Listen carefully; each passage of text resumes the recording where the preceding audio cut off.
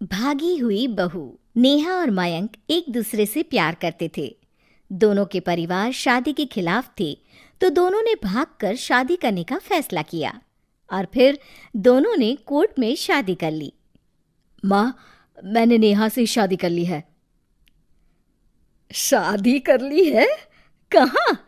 कैसे? हमने तो देखी नहीं शादी। माँ, हम लोगों ने भागकर शादी की है। अच्छा जी, तो ये लड़की घर से भागी हुई है और अब मेरे घर की बहू बनेगी। अरे ना जी ना, मैं ऐसी लड़की को कभी अपने घर की बहू ना बनाऊं जो भाग कर शादी करती है। अरे मोहल्ले आसपास सब जगह इज्जत है हमारी। माँ, अगर मैं भागी तो मयंक के लिए भागी ना। और मयंक और मैं स्कूल के समय से प्यार करते हैं, इसमें गलत क्या है? तभी नेहा को ढूंढते उसके मम्मी पापा भी वहां आ जाते हैं। दोनों के गले में वरमाला देखकर नेहा की माँ बोल पड़ती है, हे भगवान, ये क्या हो गया? वो जोर जोर से रोने लगती है। नेहा, तेरे लिए हमने इतना अच्छा रिश्ता पक्का किया था। मयंक में क्या है? अरे ना तो कमाता है, ऊपर से नशा भी करता है। अरे क्यों शादी की तूने इससे? तू तो हमारी इकलौती बेटी है बेटा। अरे देखिए बहन जी, मेरे बेटे के लिए कुछ कहने की जरूरत नहीं है। हाँ, हम नहीं आए थे आपकी बेटी का हाथ मांगने। अरे कुछ नहीं करता तो कोई भूखे नहीं मार देंगे आपकी बेटी को। देखिए कितना बड़ा घर है हमारा, और भगवान की दुआ से दूध दही की नदियां बहती हैं। जैसे तैसे कर लोगों के सामने अरेंज्ड मैरिज दिखा घर वाले दोनों की शादी की पार्टी भी दे देते हैं।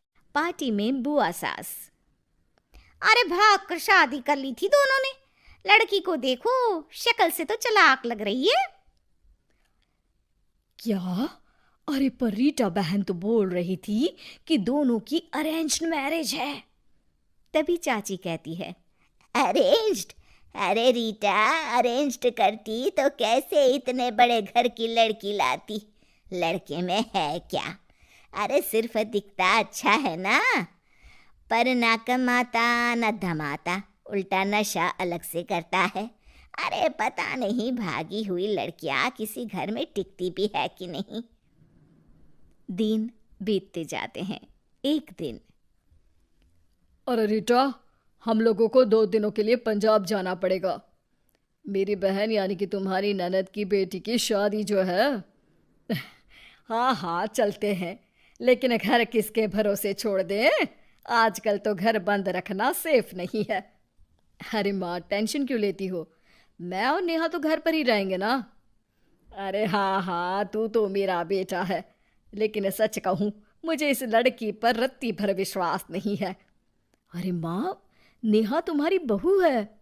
बहू? अरे जो लड़की भाग कर शादी कर सकती है, वो घर पर चोरी भी तो कर सकती है। मयंक को माँ की बात का बड़ा बुरा लगता है। वो नेहा की तरफ देखता है जिसकी आंख में आंसू भरे होते हैं। माँ जी, आप अपनी अलमारी में ताला लगा लो। हाँ हाँ, तो वो तो लगा ही दूंगी, लेकिन कहीं तू घर का बाकी का सामान भी।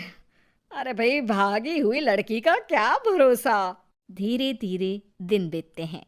एक दिन नेहा घर के बाहर गार्डन में पेड़ों को पानी दे रही थी, तभी पड़ोस की बहू, अरे नेहा, कैसी हो? बहुत सुना है तुम्हारे बारे में, लेकिन तुम तो दिखती ही नहीं हो। हाँ, वो बस घर का काम करने में समय ही नहीं मिलता। अच्छा अच्छा, शाम को ना मेरे घर आना, बैठकर गप्पे लड़ाएंगे हम। जी ज़रूर। तभी उस पड़ोसन की सास आ जाती है। अरे बहू, ये किससे बात कर रही है? अरे माँ जी, ये ना शर्मा आंटी की बहू नेहा है, जो मयंक भैया की बीवी है।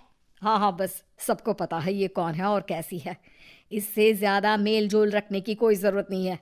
पता है, भागी हुई लड़की है ये, शादी से पहले भागी थी ये। तभी वहाँ मयंक आ जाता है। क्या हुआ आंटी जी? अब अरे नहीं नहीं, कुछ नहीं मयंक बेटा, कैसे हो? बड़े हैंडसम लग रहे हो। इस टाइम पर भी घर पर? अरे हाँ हाँ, अच्छा मैं भूल गई थी, तुम वैसे कोई काम धाम करते ही नहीं हो ना। अच्छा ठीक है, चलो फिर मिलते हैं। मयंक नेहा के सामने अपनी और उसकी बेइज्जती सुनकर परेशान हो जाता है। कोई बात नहीं, रहने दीजिए, आप परेशान मत हो, सब ठीक हो जाएगा। एक दिन नेहा की माँ उसके घर आती है। अरे आइए आइए, कैसे आना हुआ? नेहा को लेने आई है क्या? अरे नहीं नहीं बहन जी, अब तो नेहा मयंक की बीवी है, मैं तो उसे करवा चौथ देने आई थी।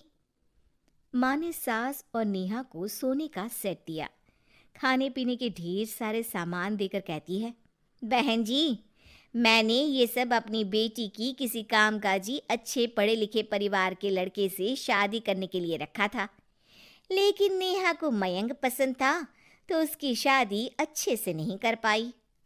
अरे बस बस, हम लोगों को सुनाने की जरूरत नहीं है। मेरे मयंक ने भी अच्छी पढ़ाई लिखाई की है। वैसे संस्कार तो दिए हैं कम से कम मैंने अपने लड़के को, वरना कौन अपनी बेटी को भागने के संस्कार देता है? आपकी बेटी ने तो भाग कर शादी की है।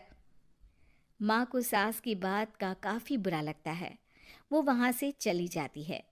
नेहा भी माँ का दिया सारा सामान लेकर अपने कमरे में चली जाती है। एक दिन, अरे नेहा, तेरी माँ ने जो मुझे वो बड़े बड़े सोने के जेवर दिए थे ना, वो वापस कर मुझे। उस दिन तो मैंने कुछ कहा नहीं था, जरा ला कर तो दे, मैं अपनी बेटी को दे दूंगी। तभी वहाँ मयंक हाथ में मिठाई का डिब्बा लेकर आता है। अरे क्या हो गया, तुझ जैसे निठल्लू की नौकरी लग गई क्या?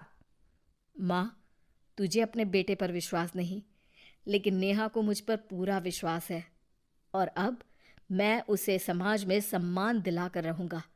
सारे गहने बेचकर मैंने अपना कारोबार शुरू किया है।